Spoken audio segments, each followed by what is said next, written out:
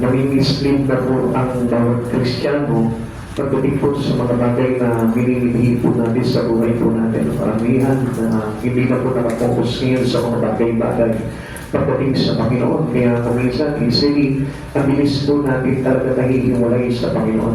At alam niyo po ba na katulad po ng pinag-aralan po natin ng Sunday, a life separated from God is a life has no meaning anymore. Amen. Kasi wala na kahulugan yung buhay natin kapag hiwalay tayo sa Panginoon. Ngayon, bilang mga mananampalataya, meron po tayong bagay na kung saan pinagtutuunan na ng pansin. Yan po yung sinabi po sa ating ni Pablo na kung saan dapat nakatuon na tayo ngayon into the things above. Amen. Doon ang mga bagay na mga langit, sa mga bagay na darating. So yun na po yung dapat na maging focus na po natin ngayon dahil unang-unang malapit na po talaga. So nando pa tayo, nararamdaman po natin yung Espiritu ng Diyos nagsasabi na pabalik na po talaga siya. Amen. Kaya nga po, mas pag-inami na po natin yung relasyon po natin sa Panginoon. This is the time to prepare. Amen. Alam niyo, mga kapatid sa Panginoon, ito na po yung panahon na kung saan dapat hinuhubad na po natin yung pride natin. Kasi marami po mga Kristiyano ngayon, puro ganito na lamang po yung pinapagana po nila. Yung karunungan na lang na may alam sila sa Bible, may mga pinagdaanan na sila sa mga bagay na pag-aaral, pero di po yun ang kailangan ng Lord po sa atin. Amen. Ang kailangan po ng Panginoon po sa atin ay yung tahakin natin yung landas na gusto po na ibigay sa atin ng Panginoon, yung pinalalakaran sa atin ng Panginoon. At alam niyo po ba kung ano po yung way na yun, kung ano yung daan na yun, yung kalooban ng Panginoon. Amen. Kaya it's better for us to be humble than to have a lot of knowledge na kung saan naman magagamit lang natin sa hindi tama kundi sa mga bagay lamang na pagsasalansan pagdating po sa mga bagay sa Panginoon. Kaya ingat po tayo sa panahon po na ito.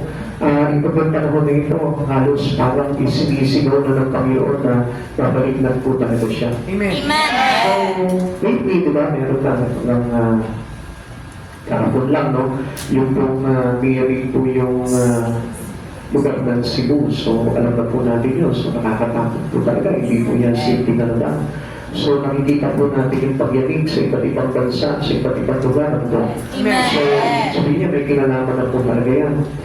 And more than that, mayroon na rin po tayong naririnig na in other countries, ibang bansa sa mas especially doon sa mga first world country, you know, meron na po silang system, yung identification system na ginagamit na po na hindi ka na makakabili at hindi ka na makakapagbenta kung wala po yung identification system na yun na gagamitin po nila. So hindi ka na rin po pwede makipag-transact. Ito po ay napakinggan ko sa may UK po, sa United Kingdom. Nangyayari na po yan. So, hindi po malabo na ipasok na po yung tinatawag na mark of the beast. Unti-unti na po nila siguro parang kinakamada yung mga bagay nila. So, ingat po tayo. Baka mamaya, hindi namin ma-reach yung talagang kinakailangan natin para tayo po ay papabilang sa mga bagay na pinagahanda ng Panginoon. Kaya nga yung preparation po natin ay talagang more on doon na tayo nakafocus. Alam niyo ba, kung ako lamang po talagang masusunod po sa buhay ng bawat isa sa atin. Ito na po yung panahon na kung saan pag-iiwan ng lahat ng bagay sa buhay natin at pagbibigay ng buhay natin sa Panginoon. So, hindi na po pinanghihinayanan yung mga bagay-bagay sa buhay natin. Dapat nga po, lahat ng bagay na mayroon tayo, gabilinan po natin yan for the glory of God. Amen. Kung mapapansin po natin, masyadong limited hours pa rin po, limited time pa rin yung binibigay natin sa Panginoon, which is nakakatakot po talagang isipin po yun dahil sabihin na po natin yung nga pong mga tao na nandun na, halos talagang sabihin natin na talagang kilala na sila sa mga bagay na meron pa rin sila mga bagay na inaayos, kinukumpati sa buhay nila to make them ready para maging maayos po sila at prepared po sila sa mga bagay na darating. So, mga kapatid sa Panginoon, Kung tayo po'y ginanatagpo po ng Espiritu ng Diyos, alam ko naman po na lahat ng mga Kristiyano, having the Spirit of God, hindi ba pwedeng hindi po uwarningan ng Lord yan? Siguro ngayon po nararamdaman nyo, kaya lang, because of out of focus, yung pagiging out of focus po natin spiritually, kaya hindi natin naririnig gaano yung tinig ng Panginoon. Ito po yung panahon na talagang nagsasabi sa akin ng Panginoon, focus your life unto Christ Jesus. Amen. Fix our eyes to Him. Yun sa mga bagay na ginagawa natin, medyo lesson na lamang po natin yan. At let's go all into things in the Lord or up ahead kung ano yung bagay na hinahanap sa atin ng Panginoon. So, isang bagay, no, nawawala na rin po yung mga goals po natin pagdating po sa bagay na kumbaga gusto natin puntahan. No? Lahat naman tayo, di ba? Christian tayo. So, dapat talaga napunta na tayo sa langit. Ano? Pero parang merong mga ilan na po sa mga Kristyano, nabilis pa. Halos hindi pa yung direction toward destination. Wala pa po doon talaga sa pupuntahan na talagang, kasi alam niyo po minsan, ito po yung neglected subject sa mga Kristiyano. Basta, nandiyan lang ang langit, inaabangan ako niyan, hinihintay ako, hindi po gano'n yan. Kailangan talaga more of desire. Kasi kung hindi po talaga tayo magsisikap, doon sa mga bagay na hindi tayo mapupunta talaga doon. Okay? So ito po yung pag-aralan po natin, the most neglected subject or in the sermon, ito po yung heaven. Yan. Okay. Heaven, the birth of praise. Worship naman, dahil maganda po talaga nakita. Wala po tayo mag-aaral na po dyan. No? Baka mamaya mas maganda sa inyo ang impiyat, no?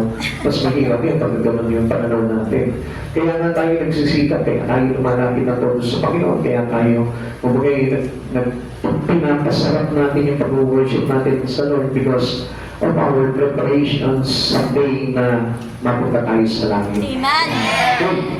Heaven is a neglected subject, sabi ko nga po sa inyo, used to be the theme of many hymns, used to be the topic of many sermons, pero kadalasan isinasuntabi lamang po yan. Dahil sa pagkakaunawa nila, sa sarili po nila na, okay, it's already enough para makarating po ako sa langit. Minsan nawawala po sa atin yung pagiging, yung amazement natin pagdating sa langit. Nawawala po yung desire. Nawawala po yung kagustuhan natin na gusto ko kung hanggang maaari itong araw na ito makatungtong na ako sa langit. Eh. Wala na yung ganun. Wala na yung kumbaga parang more excitement pagdating sa pag-reach natin into heaven. Amen. Parang nawala na po yung mga bagay ngayon. Why heaven is neglected? Bakit po ba yan? We have become too comfortable here. Yun, doon tayo nawawala. Dahil masyadong nandito na nakaalay yung buhay natin into the world. Kaya nga nakita nyo, di ba, abala-abala na tayo sa pagtatrabaho, sa pagpapamilya, sa pagpapaayos ng ating mga bahay, o kaya pagpapalago ng mga bagay-bagay na ginagawa natin. Nandito na tayo, and we are all comfortable of doing it. Nandito na lang tayo. Which is hindi po natin namamalayan. There is something losing into our own way towards our destinations to heaven. Yun naman wala eh. Kung isa parang nakikita natin parang nabutbutol yung bridge na nadaanan natin patungo sa langit. Hindi po natin napapansin yun. Bakit po kaya tayo naging komportable dito? Dahil ito po yun. Our treasure are here. Para nandito na lang yung kayamanan natin. And we are not treated the heaven as our great treasure someday. Hindi na po iyon yung kumbaga para nagiging kayamanan natin sa buhay. Amen. Para mapapansin natin, sabi niya, kung nasan yung puso mo, nandun yun yung kayamanan mo. Amen. Supposed to be, kapag nandun po tayo, nandito po tayo sa mundo ito, lahat ng bagay na pinagkakaabalahan natin, yung mga bagay dito. So, hindi po tayo na-define as a person who has salvation and a life that belongs to heaven already. Hindi tayo gano'n eh. Kung bagay parang nandito lang buhay natin, si ganito, taga-ganyan. Maganda, mayaman yung pamilya na. Doon na tayo nakaka-categorize ngayon. Doon tayo nakikilala ngayon. Ito mga talang yan. Mayaman ang mga pamilya niya. Marami negosyo niya. Marami ari-ari niya. Parang kami mayaman po yung nangyayari po sa atin. Kaya parang natutunan na sa atin yung pagiging parang taong makalangit. Di ba? Amen. Dati yung nasasabi po kapag tayo po yung lumalapit sa Panginoon, nasasabi po sa atin ng mga tao, ay mga langit yung mga yan. Mga Diyos yung mga yan. Doon agad tayo na-identify nila. Pero ngayon parang hindi, yung pamilya yan, mga businessman yan. Mga real estate, ano yan, broker yan. Doon tayo na-categorize, which is nawawala yung ating, parang nawawala yung parang daan natin patungo doon sa buhay na walang hanggan. Yun po yung kumbaga nawawala po sa atin. Okay, let's think about heaven. Ano po yung dapat na isipin po natin pag sinabing langit? So, napakaganda po itong langit na ito. And heaven is a place. Isa po isang napakagandang lugar na minimiti po talaga ng mga tao na naniligtas ng ating Panginoon Jesucristo. Amen. Because this is the promise of God into us. Sabi po ng John chapter 14 verse 1 and 2, huwag magbagatag ang inyong kalooban, sumampalataya kayo sa Diyos, sumampalataya kayo sa akin, sa bahay ng aking Ama ay maraming silid. Kung hindi ito totoo, sasabihin ko ba sa inyong pupunta, ako roon upang ipaganda ko kayo ng inyong matitiran. Tingnan niyo po yan As a believer to Christ Jesus, God offered a good things for every believers. Amen. Ang pangungatan sa atin na doon Sabi niya, aalis ako. Pupunta ako sa lugar ng aking Ama.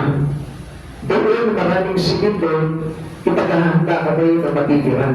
So, great promises na parang sa mga believers ngayon, they don't mind.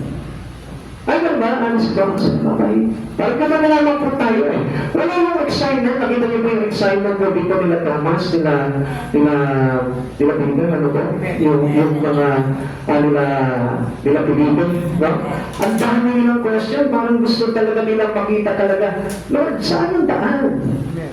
Lord, hindi namin alam kung saan pupunta. Parang talagang gusto nila, curious talaga sila dun sa mga bagay ngayon. Ngayon, pag sinabi sa atin, binasa sa atin ito, so, parang walang dating sa atin. Ay, hindi kita makakapunta rin ako dyan. Parang ganun lang. Ganun na lang yung parang natin. Kasi, masyado tayong makakulong kasi doon sa kabalahan natin dito sa mundo ito. Kaya nawawalan po ng lugar. Yung puso natin doon sa lugar na kung saan inihahanda sa atin ng Lord. This is the place that should every Christian must have someday. Ito yung dapat na lugar na kung saan dapat nandun tayong mga Kristiyano, mga kaya ni Kristo. Now, let's think about heaven. Ano po ba yung bagay na parang nagiging maling kaisipan po natin dito about sa langit? A state of mind, here on this earth, just another dimension. Ganyan ba yung mga pagkakaunawa natin, ano po?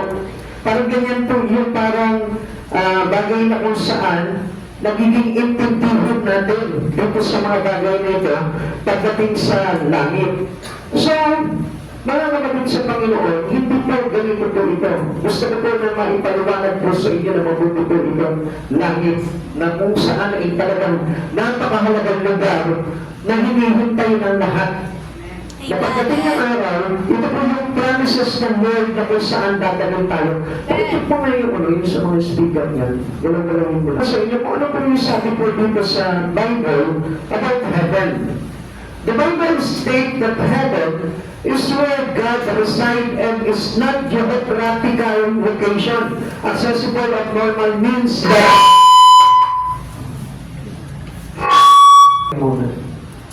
Pag-ulitin po natin, no? Yan. Parang umaagaw yung okay. The Bible states that heaven is where God resides and is not geographical locations accessible by normal means.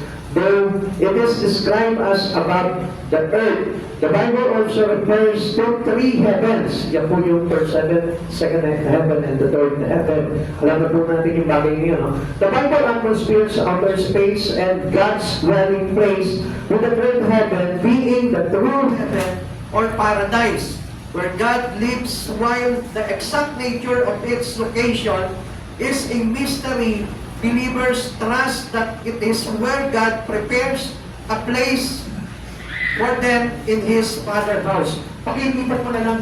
Di tayo maas. State that heaven is where God resides and is not geographical locations accessible by normal means, though it is described as above the earth. The Bible also refers to three heaven, the atmosphere, outer space, and God's dwelling place. With the third heaven being the true heaven or paradise where God's live. Doon sa third heaven, dito po yung lugar na kung saan nandun ang Panginoon, nakaluklukan Lord. While the exact nature of its location is a mystery, believers trust that it is where God's prepare a place for them in His Father's house. Dito po tayo pinaghahanda ng Diyos na matitiran. So, ang ganda, hindi po tayo nandito lang sa verse 7, sa second heaven, kundi doon sa totoo, doon sa talagang real heaven, which is the paradise. Where the hand of God was there. Doon na tayo inilalagay. Sabi nga po dito, okay.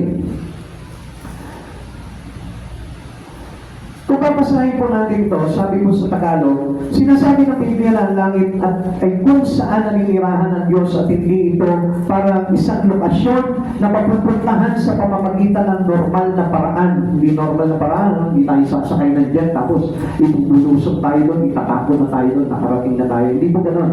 Bagaman ito ay nilarawan bilang sa itaas ng lupa, tinutukoy din ng Biblia ang tatlong langit, ang atmosfera, kalawakan at tirahan ng Diyos na ang ikatlong langit ay ang tunay na langit o paraiso kung saan nakatira ang Diyos, bagaman ang eksaktong kalikasan ng lokasyon nito ay isang misteryo.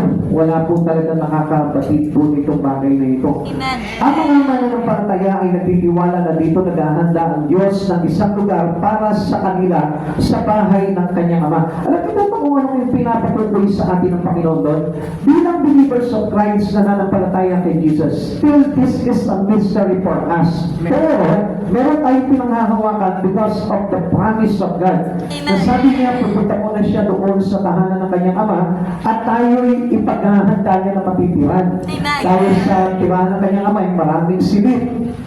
Ngayon, ito pa'y pinapatunayan sa atin kung bakit parang sinasabi sa atin ng Panginoon to para tayo'y maghintay.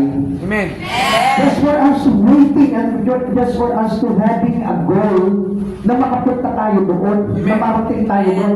Yung gusto kasi ng Lord, yung excitement natin, buo until He come back.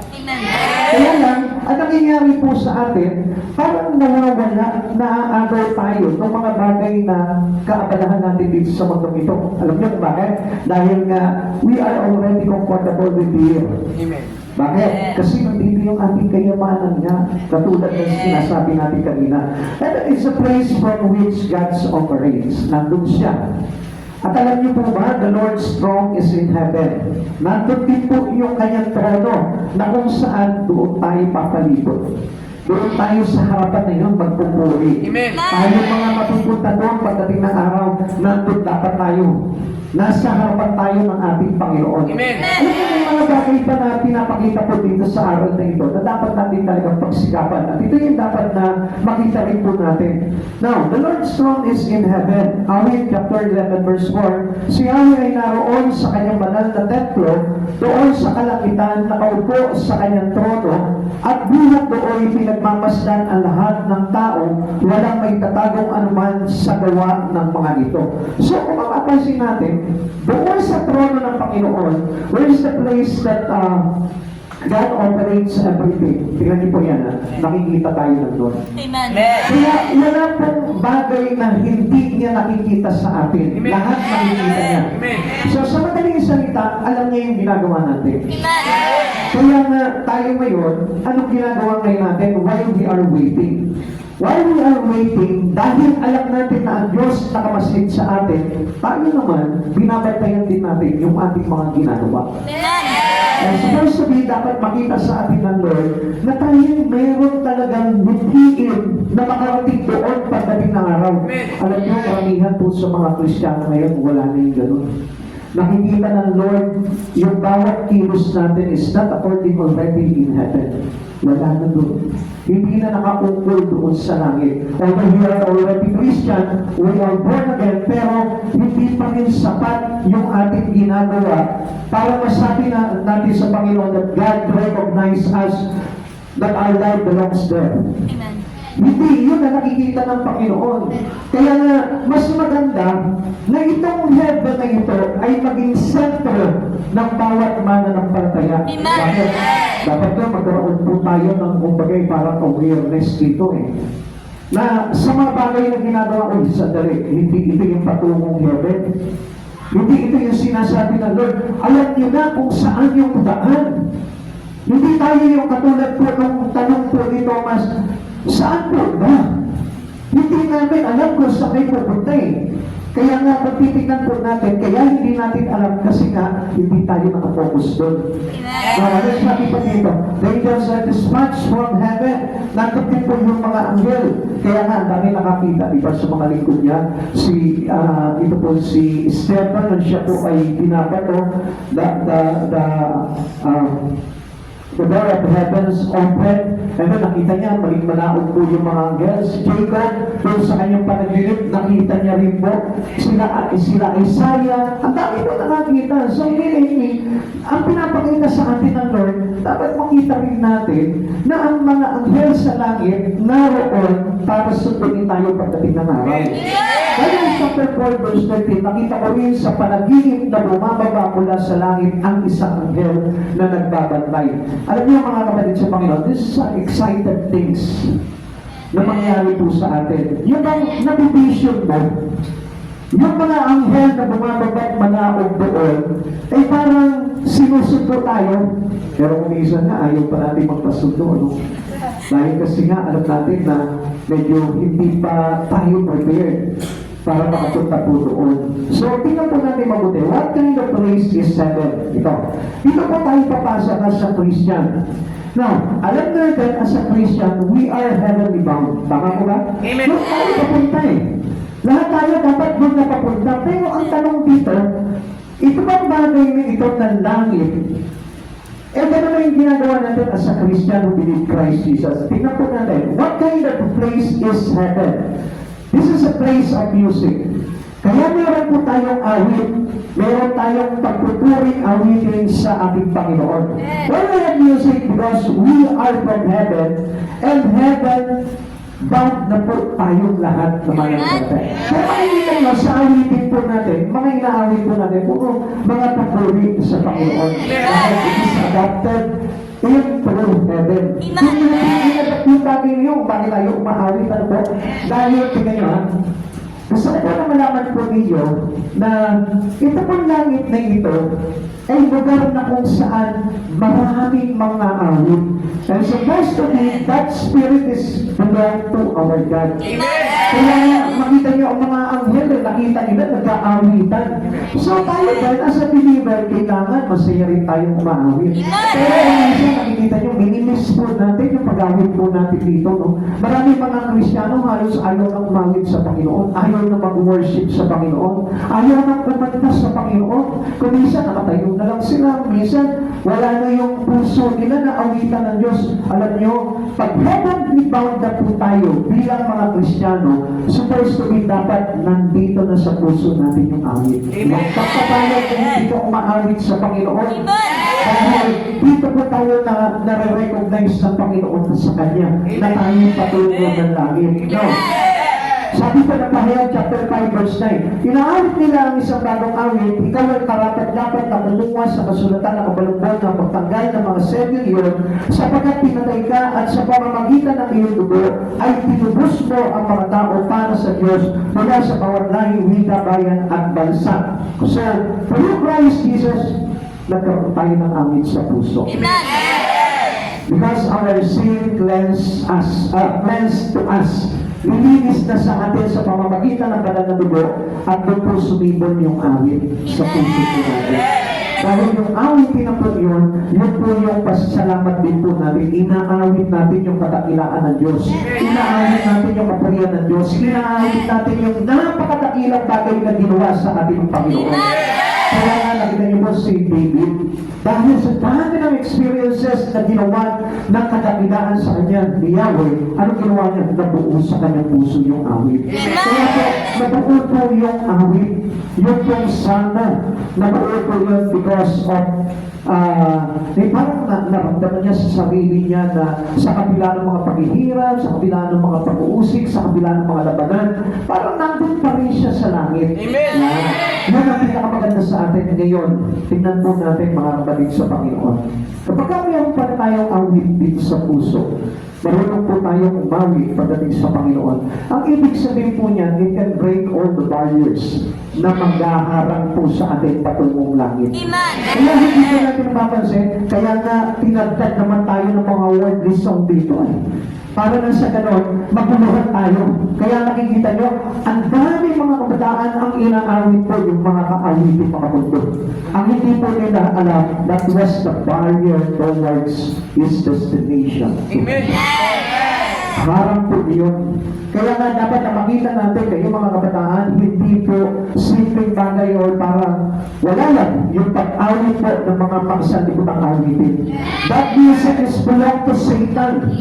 At hindi po natin dapat na inaawit yung mga bagay ngayon dahil yun yung humaharap po sa daanan po natin patungo doon sa kalangitan. Amen.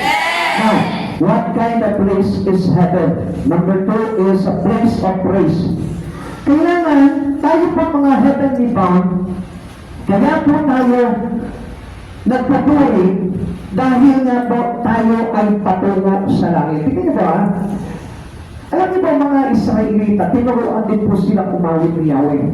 Nung sila po ay naglalakbay po sa ilang, because of their worry, because of their parang doubt, or kasi iba yung ano nila eh, parang comfortable na po sila doon sa Egypt. Kaya hindi nabuo sa puso po nila yung awit. Alam niyo po kung ano po yun? Ganito po yan. Pag wala kang awit sa puso, hindi ka makakapagpuri. Amen. At kapag hindi ka nakakapagpuri sa Panginoon, lagi na lang complain ang mga magbibubukan ng iyong bibig. Amen. Kaya nakita niyo po yung mga Israelita, puro complain ang nangyari po sa kanila. Wala silang ganito, wala silang ganito, wala silang ganito. Pero ang hindi nila alam, their praise to Yahweh, to God, is already enough. Amen. Bakit? Kasi habang sila nagpapuri sa Panginoon, ang Diyos naman nagpapabulis ng mga biyaya. Alam niyo mga kapatid sa Panginoon, tayo din po mismo, kailangan ginagamit po natin yung buhay natin just to praise God. Amen.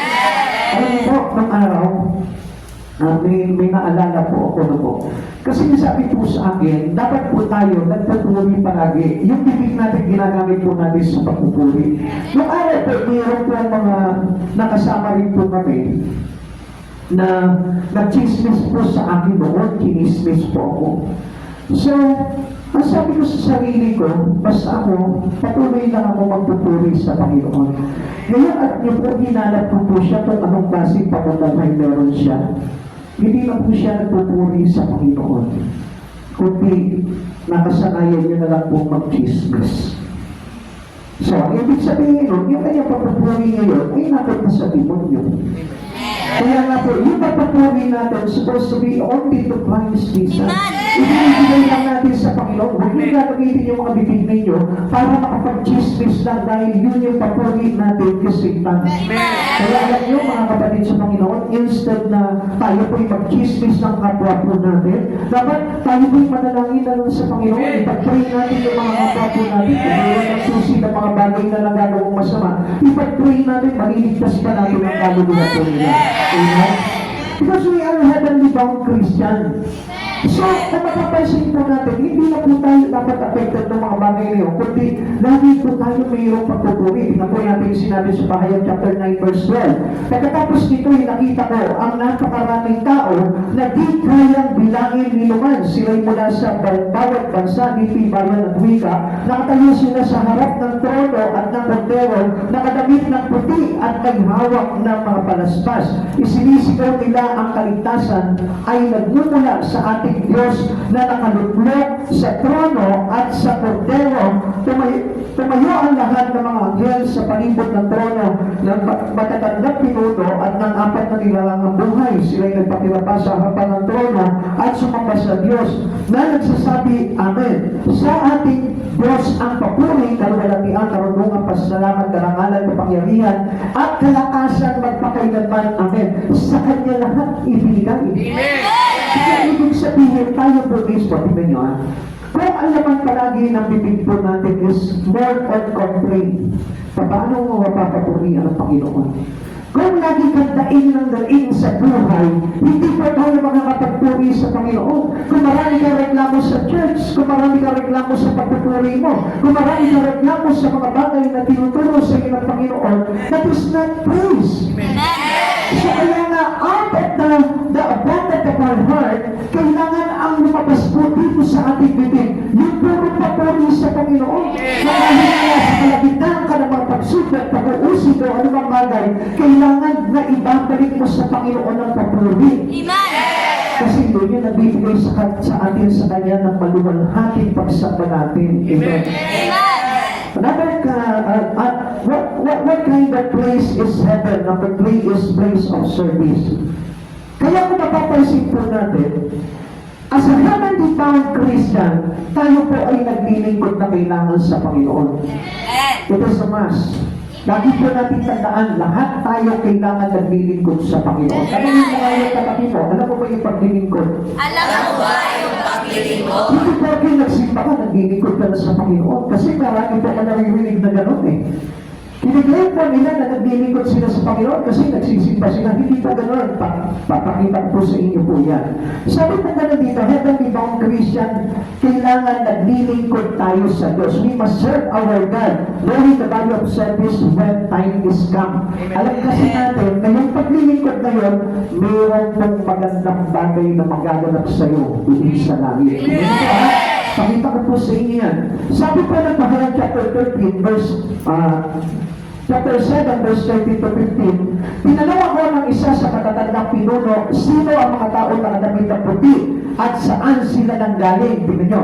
Sagot po naman dito, no? Ginoo, kayo po ang nakakaalam ng mga nakakaalam ang sagot ko.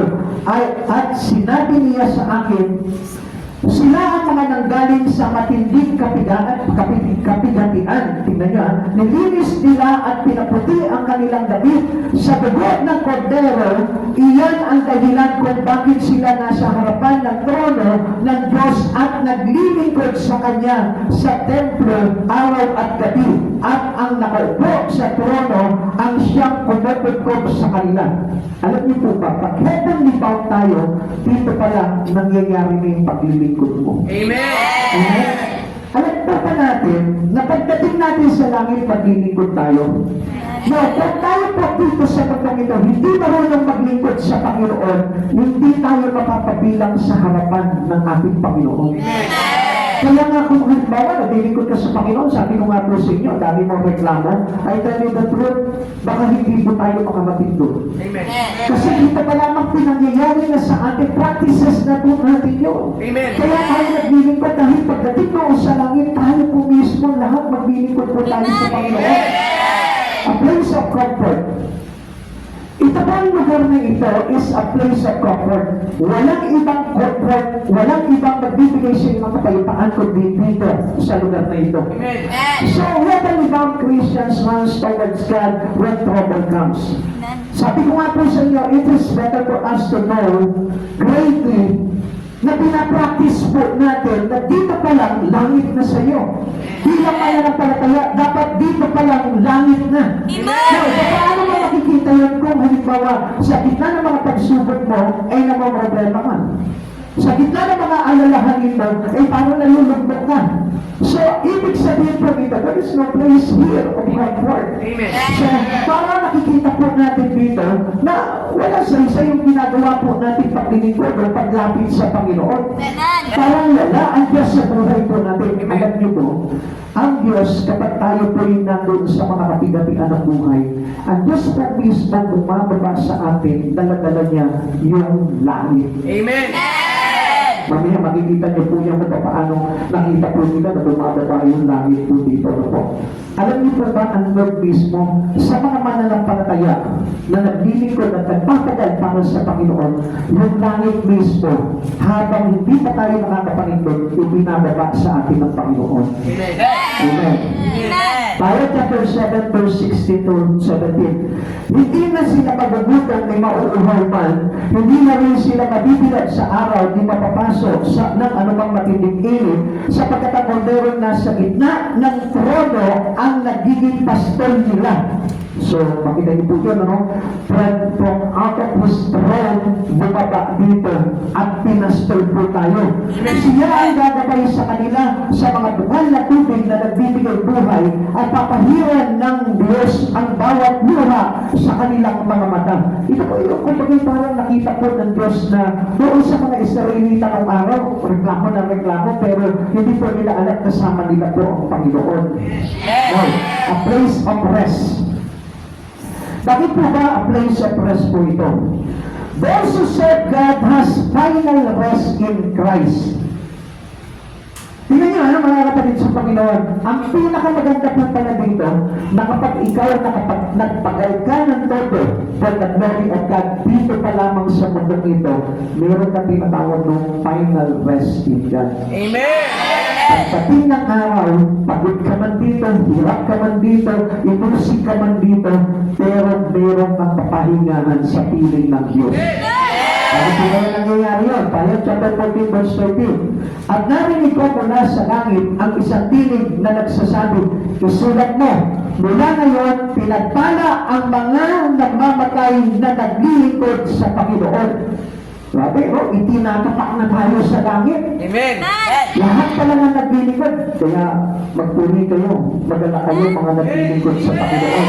Dahil ang sabi po sa atin dito, isulat mo, sabi po ng Diyos.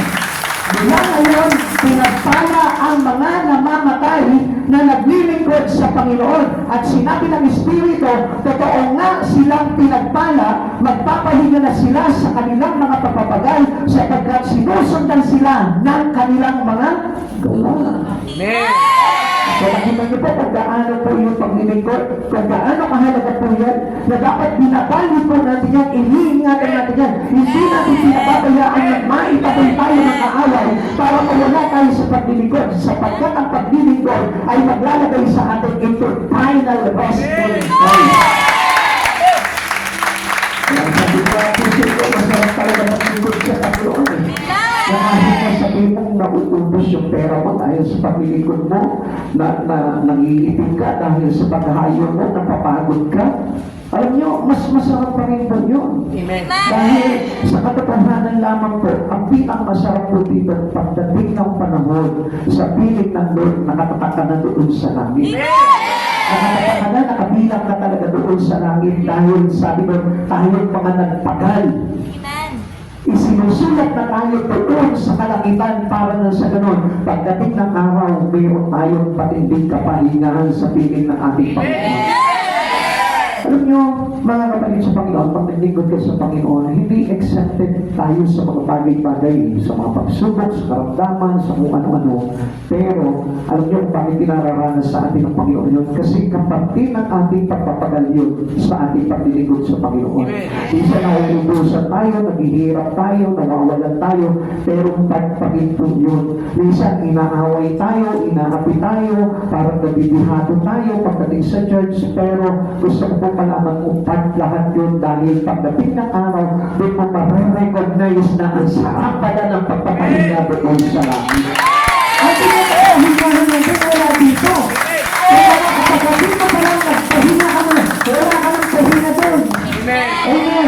Hindi ka makakapagpahinga doon dahil dito pa lang, ipinahinga mo na yung sarili mo. Kapatid sa Panginoon, ang buhay natin dapat ipinagpapagal po ito sa Panginoon. Amen.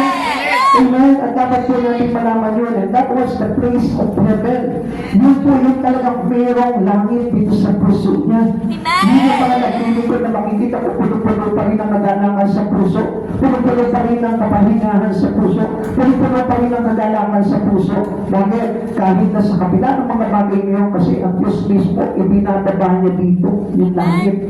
Ibinababa niya yung kanyang trono dito sa puso mo. Kaya hindi ka kumbaga parang, hindi ka manghihinayang sa mga pagpapagal mo, sa mga bagay na ginagawa mo sa Panginoon, hindi ka manghihinayang doon. Dahil kahit na ang kapalit pa nito, yung kabuhayan mo, kayamanan mo, yung pamilya mo, kung ano pa man sa bagay sa buhay mo.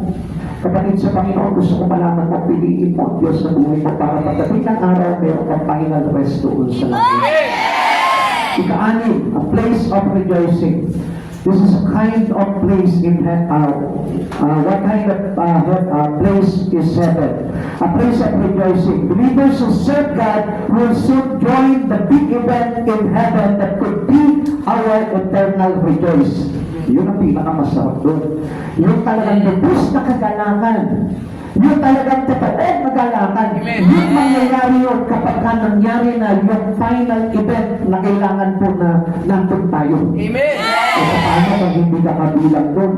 Dahil nga kung minsan tamad ka pagdating sa church, tamad ka sa mga ministry, tamad ka na gumawa sa Panginoon, tamad ka at napapagod ka agad. Paano kung halimbawa parang wala kang sigla pagdating sa paglilingkod sa Panginoon, wala kang nagdalakan, wala kang man lang parang gusto talaga na igol sa buhay mo pagdating sa Lord.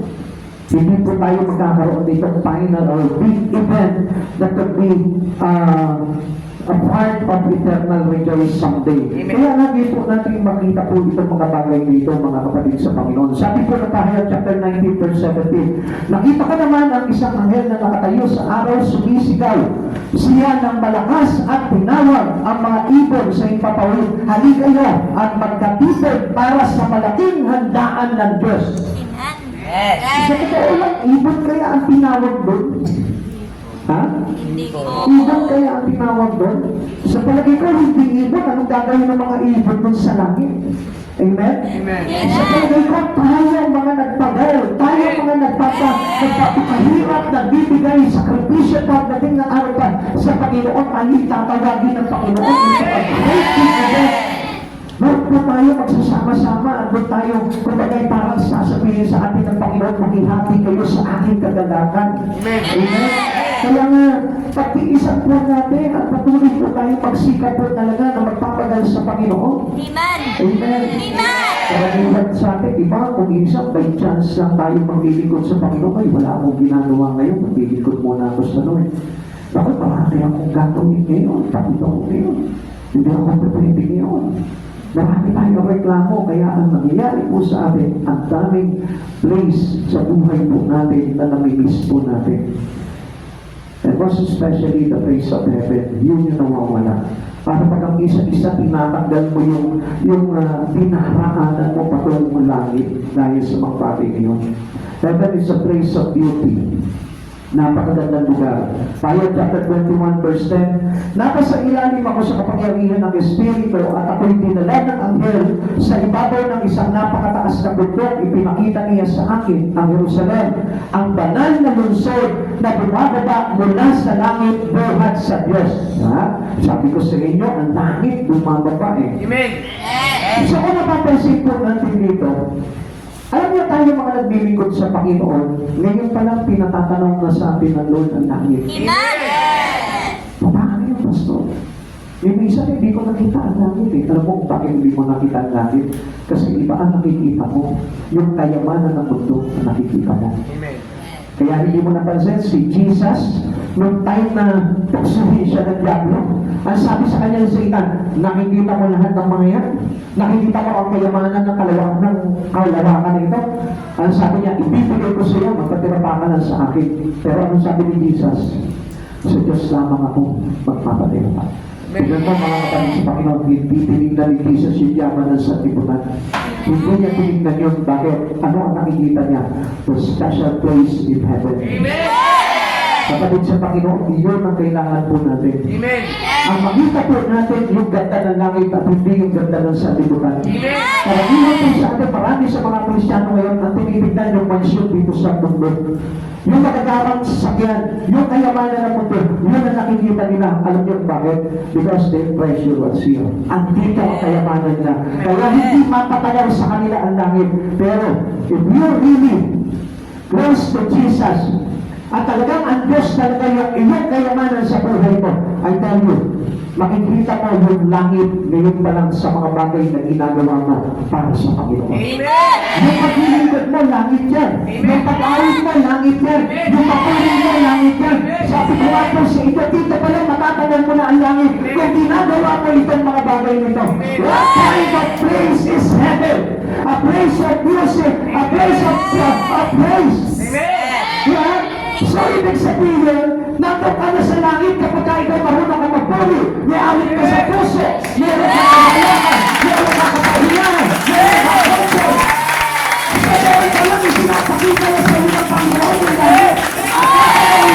Pastor, kailan pinasili mo sa akin ang langit? Nung meron kang comfort, nung meron kang rest, nung meron kang praise, nung meron kang music, nung meron kang paglilingkod sa Panginoon, yun ay langit na sa buhay mo. Kaya sabi ko nga po sa inyo, if you open your eyes in Christ Jesus, makikita mo ang langit na nandiyan pala sa Panginoon. Amen. Hindi natin makita. Kasi ang nakikita natin, itong bagay nito, wow, ang ganda nito ng lupain nito.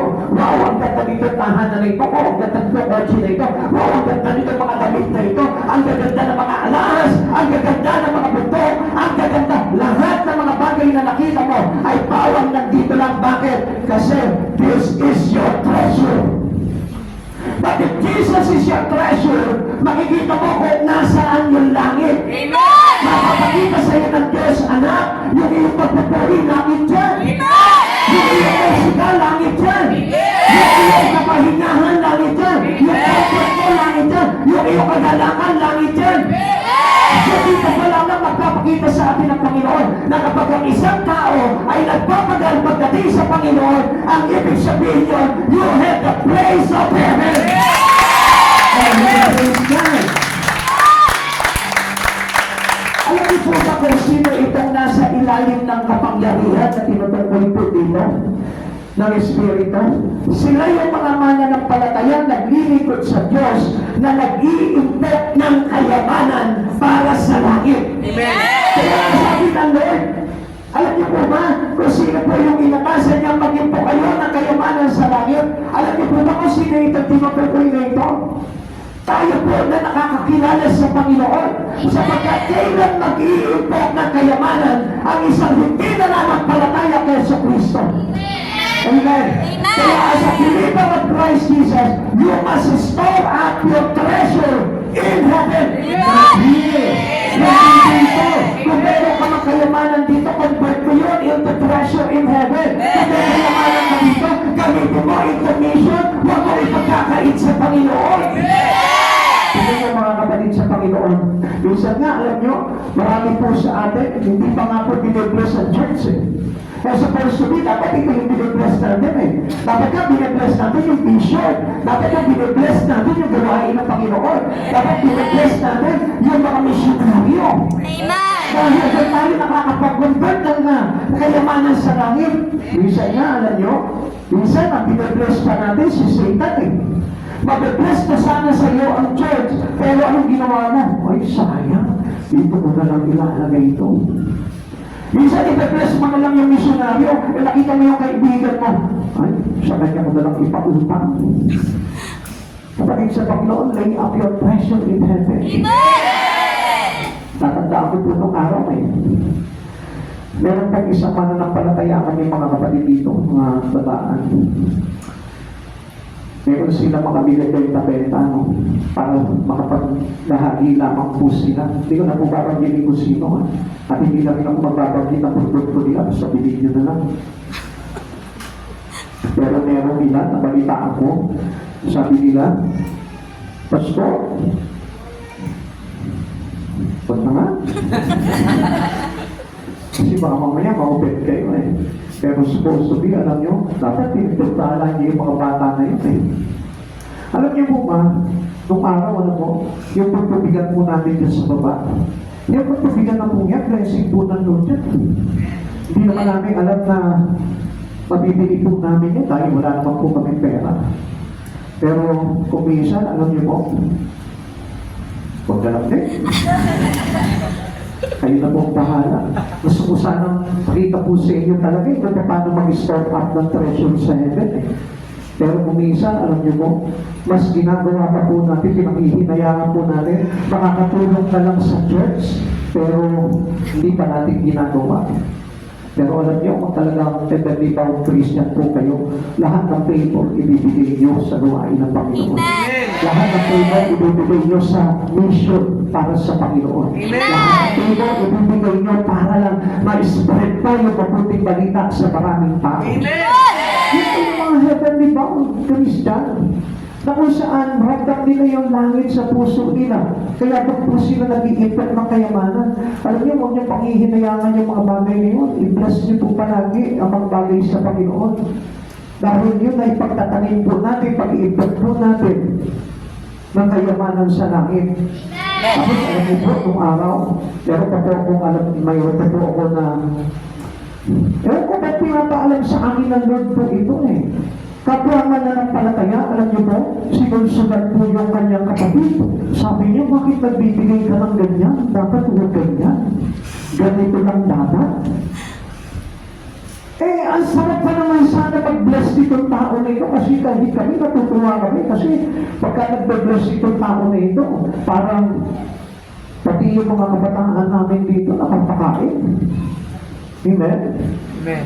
Dati kasi alam niyo, lahat dito libre. Pagkain, tubig, lahat libre. Gusto mo dito ka pa tumira. Pero nung time na gano'n na nangyari, parang nahadlangan tutuloy yung mga bagay na yun. Alam niyo kung sino yun? Huwag na, hindi na yun. Mga mamaya, hindi ako makapagpuli sa Panginoon. Hindi yun, sismoso si Pastor. Pero gusto ko lamang po ipakita po sa inyo yung mga bagay po na yun. Tandaan nyo, if you want to lay up treasure in heaven, gawin mo ito for the glory of God. Lahat ng bagay na gagawin mo for the glory of God. At lahat ng meron kang gamitin mo, every substances that you have in your hand, bless the Lord, purihin mo para alam mo ang Panginoon dito. Amen. Kaya ang sabi na po dito, you can lay up treasure in heaven. Matthew 6:19-20. Huwag kayong mag-ipot ng kayamanan dito sa lupa. Dito yung may naninirang insekto at kalawang at may nakapapasok na magnanakaw. Sa halip mag-ipot kayo ng kayamanan sa langit, doon walang naninirang insekto at kalawang at walang nakakapasok na magnanakaw. Doon sure po yung ating mga kayamanan. Doon hindi mawawala yun. Hindi mo na kailangan nung identification system para magkaroon ka ng kayamanan doon. Kundi sapat na ikaw nagtatanim ka for the glory of Christ Jesus, magkakaroon ka ng kayamanan doon.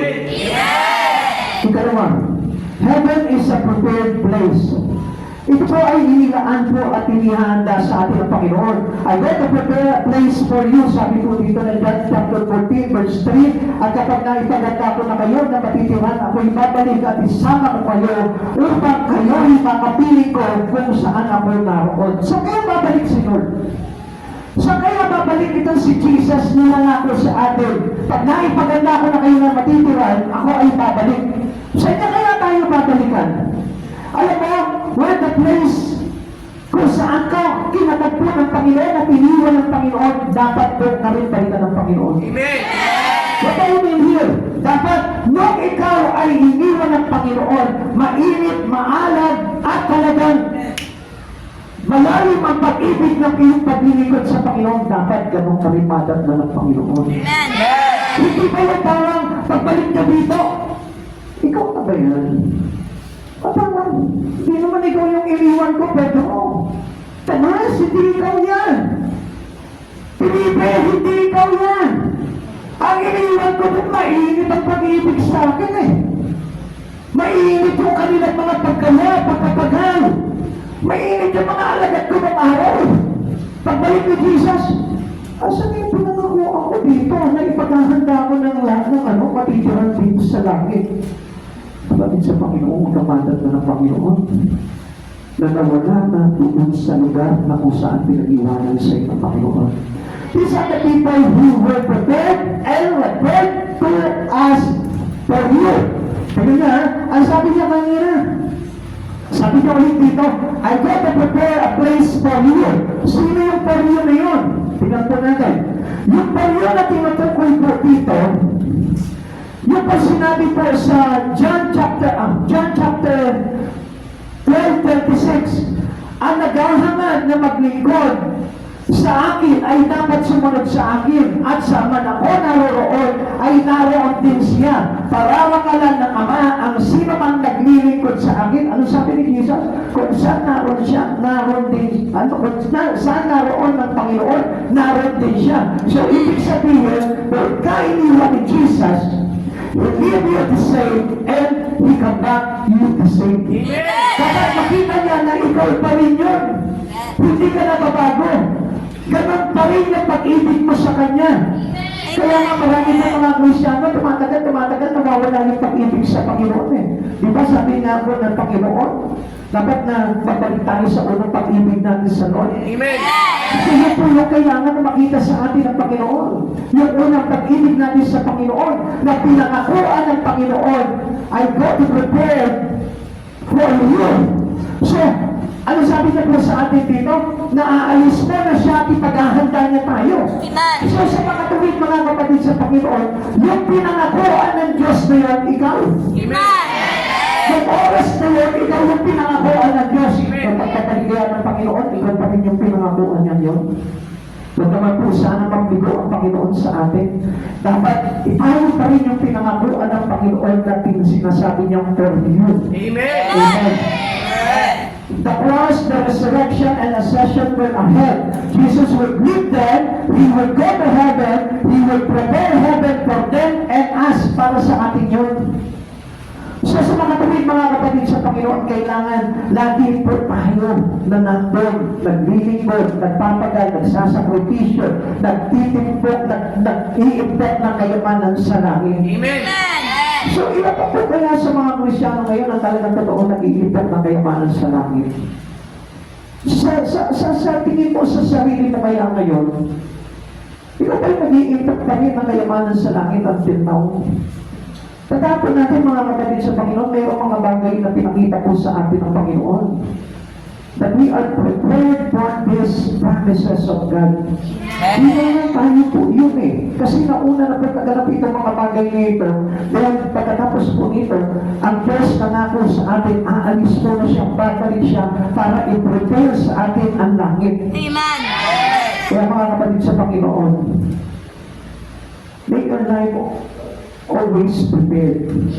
Dapat ipuhin po natin lagi po tayo nakaprepared. Amen. Para sa pagkabalik nga po ng Panginoon, lalo-lalo na po malapit na bumalik ang Panginoon, baka mamaya karat na ganyan ang kalagayan ng Espiritu mo. Walang kayamanan sa langit. Alam mo kung paano mo makikita sa sarili mo na mayroon ka ng kayamanan sa langit pagka nag-aalap ka na sa mga bagay sa Panginoon. Amen. Kapag magsigla yung Espiritu mo sa mga bagay sa Panginoon, yun po ang ibig sabihin na may kayamanan na po tayo sa langit. Kapag yung pag-ibig mo sa Lord ay talaga nag-uumapal ka, nag-overflow ka, at nararamdaman ka at nadadaluyan ka ng mga tao sa paligid mo ng pag-ibig mo kay Kristo na yun, ang ibig sabihin yun, you are completely have a treasure in heaven. Amen! Meron na! Pagkakaroon ka lang, magkaroon ng kasiglahan, pagdating sa pagsama mo sa Panginoon, ang ibig sabihin po niyan, that you have a treasure already in heaven. Kaya nananamlay ka pa, nababagot ka pa, nababagal ka pa, naiinom ka pa, wala ka pang ganang gumawa sa Panginoon. I tell you the thing, na wala pa rin kayamanan ang buhay mo doon sa kalangitan. Amen. Amen. Amen. Ang sabi ng Lord, I am the way. Amen. Ako yung daan. Amen. At si Jesus yung nagtuturo sa iyo yung tamang daan para mapunta ka doon sa langit. Ang sabi niya, you have treasure in heaven. Paano ka nag-iipon ng kayamanan sa langit? Kailangan ba marami kang pera? Kailangan ba mag-aral sa langit mo? Kailangan ba marami kang bahay? Hindi ganun ang tinurong daan sa atin ng Panginoon. Kaya nga, ang sabi ng Lord, I am the way, the truth, and the life. Kasalumaan, katotohanan at buhay. So, ibig sabihin, stay in Christ Jesus. Manatili ka kay Kristo at hindi sa mundo. Amen. Amen. Ikatlo, last. Heaven is a prepared place for prepared people. Inihanda tayo, pinaganda tayo ng Panginoon dahil tayo ay nakahanda. Amen. Amen.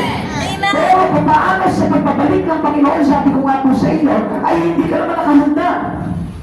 Ay hindi ka naginto na kayamanan doon sa langit.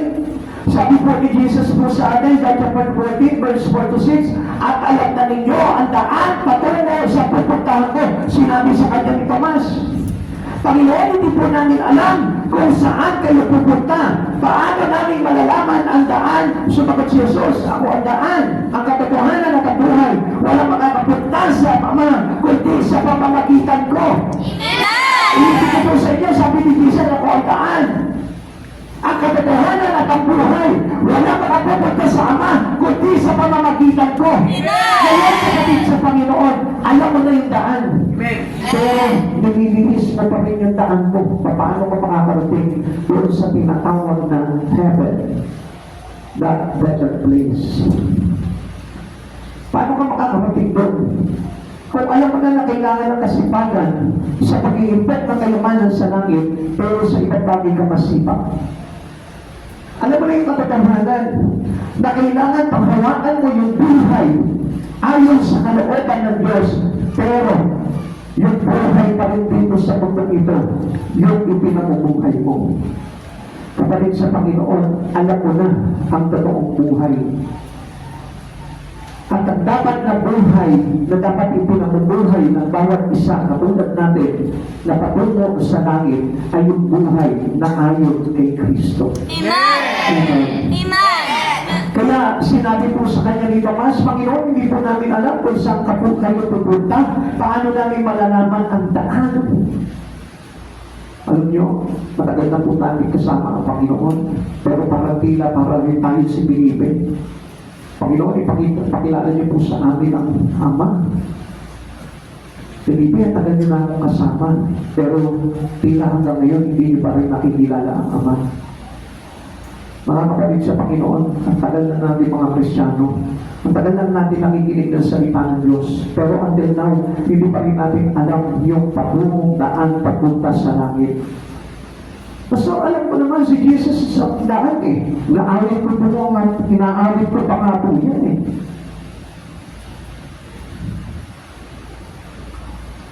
Jesus, the way, the truth, and the life. No, ano? For the way, the truth, and the life, we live by faith and not by sight. We by faith and not by sight. Kadalasan tayo, nandito lang tayo nakatingin lahat.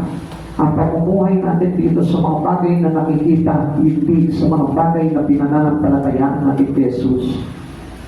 Jesus is the way, the truth, and the life. Amen. Kaya nga, mag-isip ka kapatid sa Panginoon. If your life is already towards heaven, Christians go to heaven when they die. Supposed to be, dapat tayo mga Kristiyano, pag namatay tayo, diretso tayo sa langit. They can go to heaven if they already know the way. Ang daan niya ay yung pagsunod sa kalooban ng ating Panginoon sa Kristo. Sabi nga po dito, to depart and be with Christ, sabi po ng Philippians chapter 1 verse 21 to 23, dapat ganito na yung pananaw natin sa buhay eh. Katulad na nung kay Pablo eh. Sapagkat para sa akin ang buhay ay para kay Kristo at ang kamatayan ay pakinabang. Kung ako'y mananatiling buhay, ito'y kapaki-pakinabang sapagkat marami pa ako magagawa mabubuting bagay. Hindi ko ngayon malaman kung alin ang aking pipiliin. Tabuhay pa siya, pag-ilikod siya sa Lord. Ispread niya yung buhay niya para magpaglikod pa para sa marami. May pagkatalo sa loob ko na ko lang pumanaw sa mundong ito upang makapahiling si Kristo sapagkat ito ang lalong maputi. So, wala siyang pagpipilian, lahat maganda sa kanya eh. Yung manatili siyang buhay, magagamit pa yung buhay niya para sa Panginoon. Hindi niya sinabi, ay, makakapagpayaman pa ako. Matutupan ko pa yung mga pangarap ko sa mundo, hindi sinabi ni Pablo yun. Because He knows the way, the truth, and the life. He knows the way of seven. Kaya nga, sa Kanya, lahat pakinabang. Sa buhay niya, lahat pakinabang kay Kristo. Ang nakakain at sa buhay, pakinabang parehas sa Kanya at sa Panginoon. Amen. I said, here present in heaven. Alam niyo po ba, when we lose our life here or we deny our life here, we are now present in heaven. Kapag natutunan na po natin na i-deny yung ating pansarili, i-deny yung mga bagay na makasanlibutan, ang ibig sabihin po doon, truly, you have presence in heaven. Amen. 1 Corinthians chapter 5 verse 8. Kaya ipagdiwang natin ang Pasko, hindi sa pamamagitan ng tinapay na may lumang papaalsa ng kasamaan at kahalayan, subalit sa pamamagitan ng tinapay na walang papaalsa at tinapay na kalinisan at katapatan. Ito na po yung dapat nakikita po sa atin. Hindi na po ba tayo yung parang naghahambog sa buhay po natin ito? Alam niyo po ba yung paghahambog sa buhay na ito na ayaw ng Panginoon? Yung po nang nagtitiwala tayo sa sarili lamang po natin. Yung kinakaya natin ang buhay na tayo wala ang Diyos. Tingnan niyo po, ipapaliwanag ko po sa inyo yung ibig sabihin ng 1 Corinthians chapter 5 verse 8. Cause Christians to live with sincerity and truth instead of the old leader of malice and wickedness. Hindi na po yan yung parang nagpapaalsa sa atin. Ibig sabihin, our pride. Kung saan nagpapaalsa po sa atin para tayo ay magkasala. Symbolizing a life free from the corrupting influence of sin. Using the metaphor of the Jewish festival of unleavened bread, Paul urged the believers to keep the festival by purifying themselves from sin, just as the old leaven was removed from the houses before the feast, and to live as the new holy community where Christ, their Passover, has been sacrificed. At tinutuloy po natin dito, yung bang dating pagmamalaki natin, na kahit wala ang Panginoon, mabubuhay ako. Ang tawag po doon is kayabangan sa ating Panginoon. Yun po yung labadurang nagpapaalsa sa tinapay. Ang gusto na Lord, yung pamumuhay natin na tinapay na walang labadura. Ibig sabihin, hindi tayo mapapaalsa ng kayabangan. Hindi tayo mapapaalsa ng sarili natin kakayanan. Kundi tayo ay napapaalsa ng pagiging pababa natin sa ating Panginoong Jesucristo. Not everyone going to heaven. Lagi natin tatandaan, only those who receive Christ as Savior. Yung dapat tumanggap talaga ng buong katotohanan kay Jesucristo. Sabi nga po na John chapter 3 verse 16, sapagkat kayo na lamang ang pag-ibig ng Diyos sa katauhan, kaya ibigay niya ang kanyang kaisa-isang anak upang ang sino man sumampalataya sa kanya ay hindi mapahamak, kundi magkaroon ng walang buhay na walang hanggan. Thomas wanted to go to heaven. Si Thomas gusto niya makarating sa langit. Ikaw, ngayon, sinasabi mo pa ba sa Panginoon, Lord, pati pa ngayon, isama mo na kami. Marami pong mga Kristiyano ngayon, hindi niya papasabi yung bagay niya, Lord, sama mo na kami dyan. Bakit? Kasi dati niya papangarap dito sa lupa. Kasi ang mga pangarap niya dito, gusto niya mapulpil. Yung pangarap niya, makasanlibutan. Yung pangarap niya na pagkakamal dito. Alam niyo nga po kung minsan, very sad po ang Panginoon kapag tinatanong natin. Kung minsan nga, mas hindi natin pinipili ang Panginoon sa buhay natin. Mas directly talagang sinasabi natin sa Lord, huwag naman muna. Di pa ako handa sa iyo. Kailangan ko pa mapag-aral yung mga anak ko. Kailangan ko muna makatapos, makagraduate. Kailangan ko muna maging successful. Minsan nasasaktan po ang Panginoon sa atin, pero hindi po natin alintana yung bagay niyon. Kung minsan nga, di ba, dahil sa trabaho, iniiwanan natin ang Panginoon. Yung halos meron ka na tinatawag ka na sa ministry ng Lord. Pero dahil sa mga kaabalahan natin dito sa mundong ito, hindi natin maibigay sa Panginoon. Alam niyo po ba, masakit sa Panginoon po yun? Dahil alam niyo po yung mga alagad po noon, sila po, they are too excited to be with God, to be with Jesus. Sabi po ni Thomas mo sa kanya, pati hindi pa kayo. Panginoon, gusto namin. Sumama na. Kaya nga, parang natanong po ito si Thomas, sabi niya, how can I know the way? Hindi nga namin alam kung saan pupunta. Kaya nga, ipinaliwanag sa kanya ng Panginoon, I am the way, the truth, and the life. Si Jesus yung nagturo sa atin. Pero tila baga parang sa pagtuturo ng Panginoon, hindi tayo nagkaroon ng interest. Kasi interested pa po tayo doon sa mga tinuro sa atin ng sanlibutan. Hindi mo po napansin yun. Jesus is our great teacher. Makinig kayo mga estudyante na nangangarap kayo walang iba kundi puro lamang sa pansarili. Pero ang pangarap ng Panginoon sa ating lahat, alam niyo po ba kung ano? Yung mapabilang tayo doon sa karya niya. Kaya ngayon yung iniwan niya dito sa mga alagad niya na pangako. Alis muna ako. Pupunta ako sa tirahan ng aking ama. Doon maraming silid at ipaghahanda ko ngayon. Pero ano sabi natin? Lord, marami pa akong makarapin. Marami pa akong dapat ayusin. Kaya hindi mo ko mararamdaman dito. Pagbabalik mo. Kapatid sa Panginoon, alam niya kung sino kawawa. Hindi naman nandun din. Tayo. Dahil tayo yung tumatanggi kung sa pinangako ng Diyos na matitiran sa langit. Kaya nga mga kapatid sa Panginoon, mag-isip ka sa oras na ito. Bago dumating ang Panginoon, dapat maramdaman ka niya na ikaw pa rin yung tao na pinangakuan niya na ipaghahanda niya na matitiran sa langit. There is no other way to heaven. Wala nang ibang daan. Hindi yan makukuha ng katalinuhan mo. Hindi yan makukuha ng kagalingan mo. Hindi yan makukuha ng mga bagay na pinagmamalaki mo lamang dito sa mundo. Religion, good works, sincerity cannot save. No one comes to the Father except through me. Sabi niya, ako lang. Kung hindi ka dadaan sa akin, kung hindi mo bubuksan ang pintuan na ito at papasok sa akin, hindi ka makakarating doon. Kung hindi mo tatanggapin yung katotohanan na sinasabi ko sa iyo, sabi ni Jesus, hindi ka magkakaroon ng buhay na walang hanggan. At yung buhay na yun ang kailangan mo, hindi yung buhay na ito. Kaya nga sinabi niya, I am the way, ako yung daan. I am the truth, ako yung katotohanan na nagsasabi sa iyo, hindi ako itong ito ang katotohanan. All those things here is false. Amen. Hindi totoo. Pero huwag lang, lahat na nakikita nyo. Lahat na maglalaho yan, kaya hindi totoo yan. Amen. Pero si Jesus, hindi man natin nakikita ngayon, pero someday, makikita natin siya ng mukhaan at yun ang katotohanan ng buhay.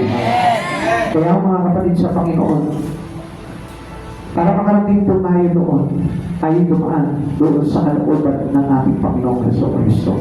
At kung hindi tayo doon dadaan sa kalooban ng Panginoon, we cannot enter the kingdom of heaven. Amen.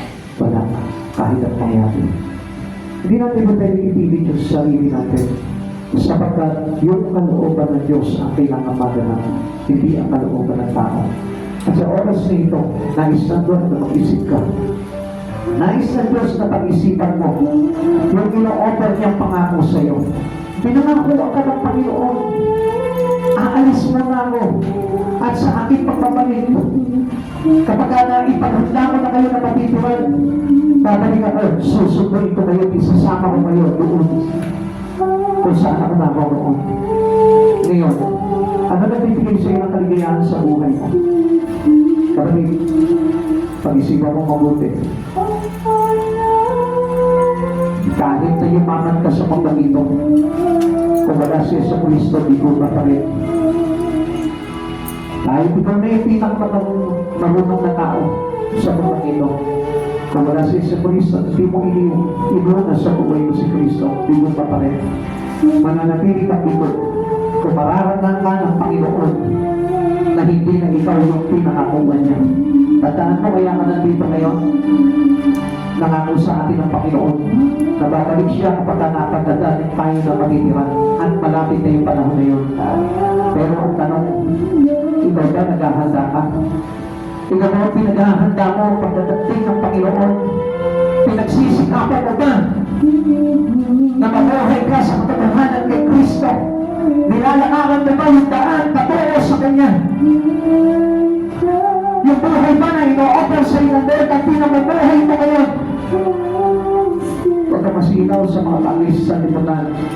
Dahil gusto ko po na malaman po ninyo, yan ay mga panandalian lamang. Yan ay hindi katotohanan. Dahil ang katotohanan ng buhay ay nandoon, wala dito. Nagsasayang ka lang ang panahon sa mga bagay dito sa mundo ito.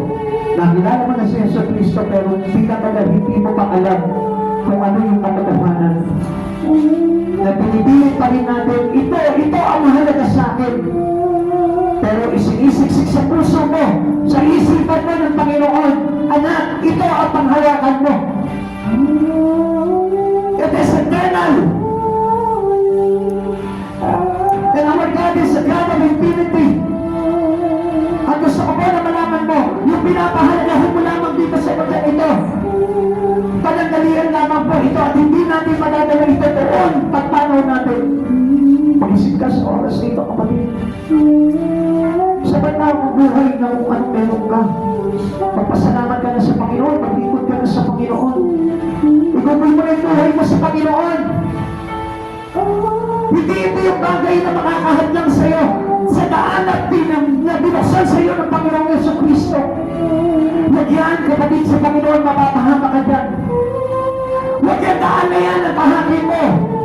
Sapagkat ang plabi ng Panginoon, I am the way, the truth, and the life. Kung nalilis ang daan mo, bumalik ka kay Jesucristo. Balikan mo yung unang daan na kung saan itinuro sa iba to. Lagi namang may saging yan eh. Hindi ka maliligaw. Kaya lang naliligaw ang tao dahil mali yung tinitignan niya.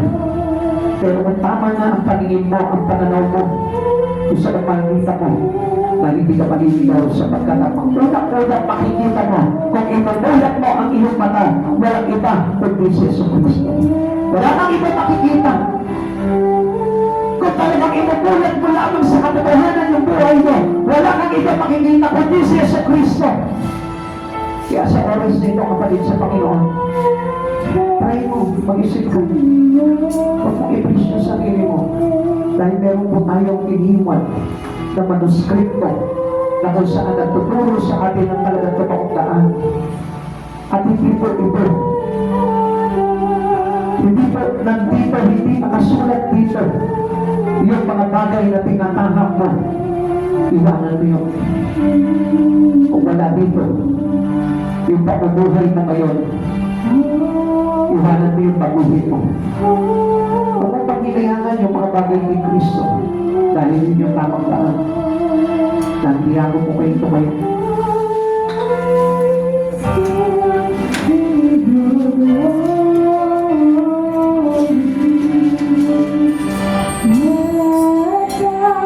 Gusto ko po sa oras dito, buksan niyo yung inyong mga espiritu para makita niyo. Sa mga hindi na maiintindihan ang mga bagay na ito, kung hindi mo bubuksan ang iyong espiritu, katulad po ni Jesucristo, na siya'y tuksuhin ng Diablo, ipinakita sa kanya ang kayamanan ng sanlibutan, but still, he rejected. Kapatid, ikaw, ano ba yung reject mo ngayon? Yung ipinapakita sa iyo ng Diablo, o yung ipinapakita sa iyo ni Jesucristo? Mamili ka kung ano yung dapat na i-reject mo. Pero huwag mo mong i-reject yung ipinapakita sa iyo sa oras na ito ng ating Panginoong Jesucristo. Sapagkat yan ang totoo. Yan ang totoong kayamanan. Yan ang totoong buhay. Yan ang totoong lugar na kung saan inilaan sa atin ang Panginoon kung bakit siya umalis upang ipaganda ang sino man sa atin na nananampalataya sa Kanya. Mag-isip ka, kapatid, sa Panginoon. Nangihinayang ka sa mga barya. Nangihinayang ka sa mga pera na mawawala sa iyo. Pero sa kaligtasan, hindi ka nangihinayang. Panghinayangan mo whatever the offer of God into your life to have your salvation someday. Yun ang panghinayangan mo na mawala sa iyo, kapatid. Hindi yung mga bagay na nandito sa mundong ito. Hayaan mo mawala sa iyo ang lahat ng ito. Sapagkat kung mawawala ito, sigurado ko sa iyo, papalitan ng kayamanan na totoo mula kay Kristo ang mga bagay na nawala na yan. Sapagkat ang sabi ng Panginoon, kung may mga bagay na siya na aalisin sa buhay mo, papalitan niya ito ng totoong bagay na kailangan mo. At sa oras nito, kapatid sa Panginoon, pag-isipan mo, huwag ka mahumaling sa mundo ito. Huwag ka mahumaling sa takbo ng sanlibutan na ito.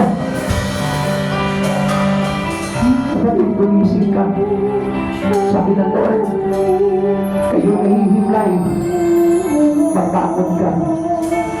Muli mo tingnan yung kagandahan ng ating Panginoon sa Kristo. Because the place of heaven is waiting for you right now. The place of heaven is waiting for us. And supposed to be, dapat sa puso mo sa oras na ito ay mayroon ng langit na nakikita ka. Come on. Kapatid, wala ka bang gagawin sa oras na ito? Mananatili ba sa o puso mo? Mananatili ka ba na magiging stiff like people para sa Panginoon? Mananatili ba matigas sa puso mo sa Kanya? Mananatili ba na hindi kayang durugin ang puso na yan sa katotohanan kay Jesucristo? Mananatili ka ba na panghahawakan mo lamang yung mga bagay na pinapalagaan mo sa mundong ito kaysa kay Jesucristo? Buti pa yung pagnanakaw na kasama ni Jesus na nakapako sa krus. Nakita yung kalwalatian kay Jesucristo sa ganong kalagayan. Ikaw napakaganda ng buhay mo. Ikaw napakasagana ng pamumuhay mo. Pero hindi mo makita yung glory ng Lord. Kapatid sa Panginoon, there is our gratitude to God. Nasaan yung pagpapadakila mo sa Panginoon na ito? Kung hindi mo nakikita yun, pinagpapala ka ng Lord, biles ka ng kabuhayan, biles ka ng trabaho, biles ka ng edukasyon, pero hindi mo makita ang glory, kaligtingan ng Panginoon sa buhay mo. Isin sana todo ka magpasalamat sa Panginoon. Isin sana todo ka magpuri sa Panginoon. Isin sana inaawitan ang puso mo sa Jesucristo. Get to see the glory of God right now. Are you believers of Christ Jesus? Are you a heavenly bound Christian to Jesus? Where is the glory of God in you? Ano ba yung nakikita mo kalwalatian ngayon? Ano ba yung nakakapukaw sa mga paningin mo? Nakakaakit sa iyong mga mata? Hindi pa ba si Kristo Jesus na nagligtas sa iyo, tumubo sa iyo, naglinis ng kasalanan mo, at magdadala sa iyo sa buhay na walang hanggan sa kanyang karuharian? Mag-isip ka, kapatid, sa Panginoon, bila pagkaparang hindi natutulog ang puso mo. Nauusap na sa iyo sa oras na ito, Panginoon. At Diyos nangako sa iyo na ipaghahanda ka na matitira sa langit. Subalit, asan? Asan yung kanyang mga pinaganda?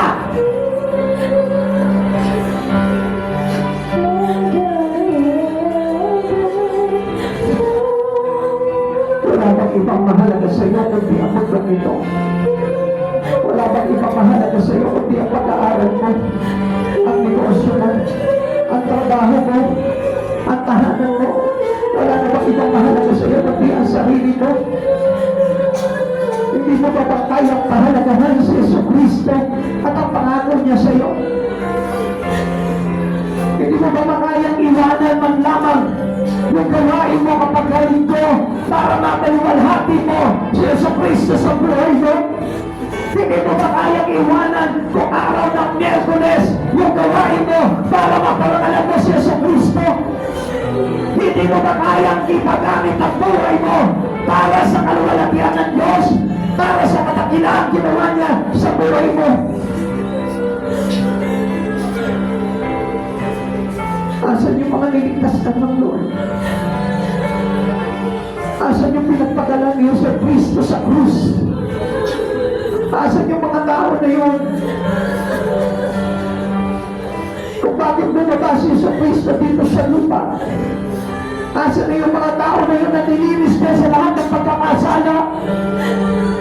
Asan na sila? Asan na tayo? Asan ka na?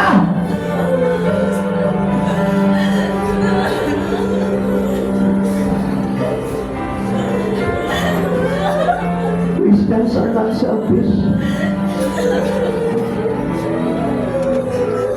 Jesus ang truth of Christ Jesus. Hindi nangihinayang sa mga bagay na mawawala sa Kanya dito sa mundo for the glory of God.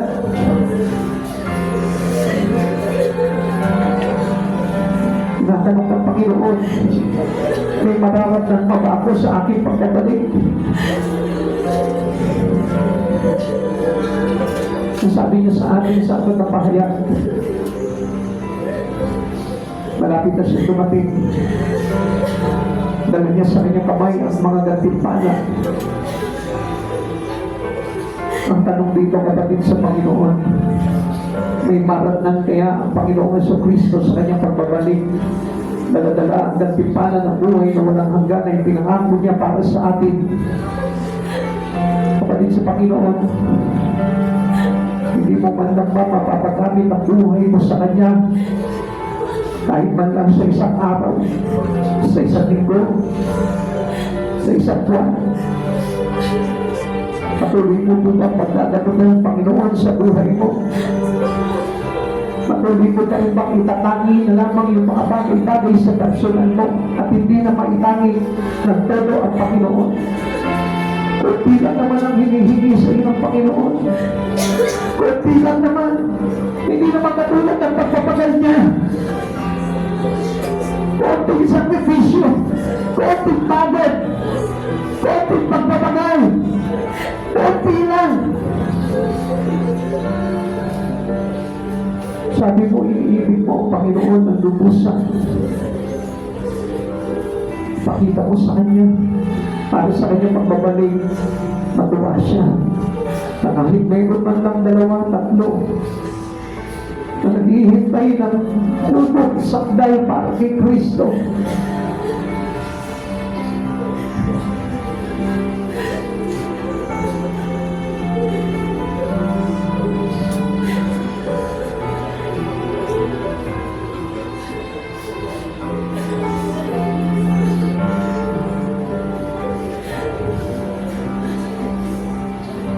Salamat sa Panginoon sapagkat patuloy niya tayo binibigyan ng pag-asa.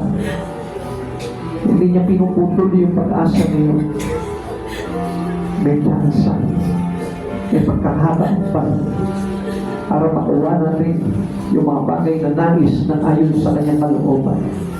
At sa oras na ito, kapatid sa Panginoon, manalangin ka sa Kanya.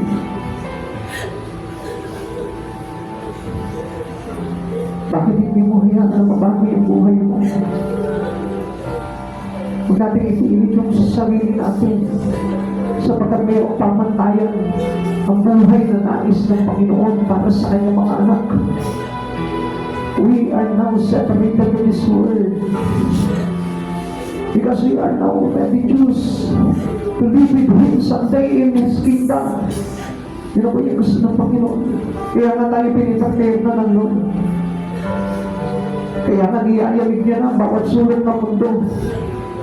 Kaya niya niyayamig ang Pilipinas. And the same earthquake yung nangyari pa kay Pablo at kay Silas. Because he want Filipino people to be free. Gusto ng Panginoon na ito na maging malaya tayo. Talagang yung mga gabos natin. Kung mo na ikaw na tumanggap naman sa Panginoon, ikaw pa kaya na hindi kakalagan ng Panginoon sa mga tanikala? At kaya niya ginagawa itong mga ito para matigating po tayo. Para ma-aware po tayo sa mga pangyayari na nagsasabing malapit na ang pagbabalik ng Panginoon Jesucristo. Isinisigaw na sa ilang, isinisigaw na sa bawat mundo, isinisigaw na sa bawat sulok ng daigdig na malapit na bumalik ang Panginoon.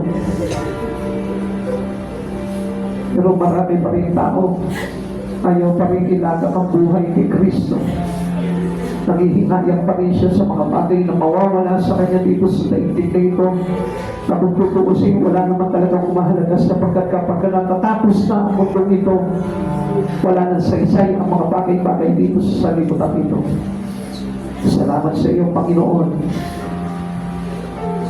Dahil alam kong imumulat mo ang aming mga mata sa mga bagay na katotohanan, sa mga bagay na matuwid, sa mga bagay na banal. At kung sabi mo po sa amin, O Lord, magpakabanal kami, sapagkat ang aming Diyos ay banal. Magpakalinis kami hanggang kami naghihintay ng iyong pagbabalik. Salamat, Panginoong Jesus.